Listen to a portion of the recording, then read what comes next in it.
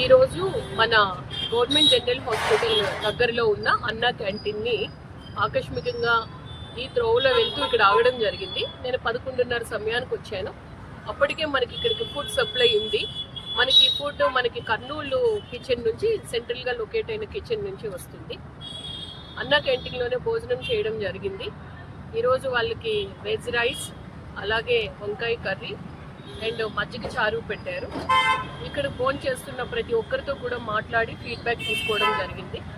అందరూ కూడా quality of food విషయంలో, టైమ్లీ ఫుడ్ అందించిన విషయంలో అందరూ కూడా చాలా సంతృప్తిని వ్యక్తం చేశారు.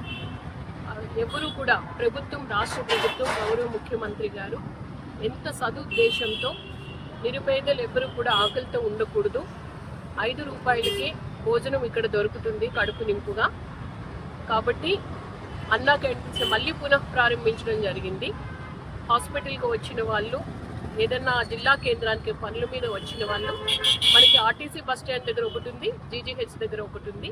ఈ 2 అన్నా క్యాంటీన్స్ని సద్వినియోగపరుచుకుని తిరిగి వాళ్ళ ఊరికి చేరాలని నేను కోరుతున్నాను.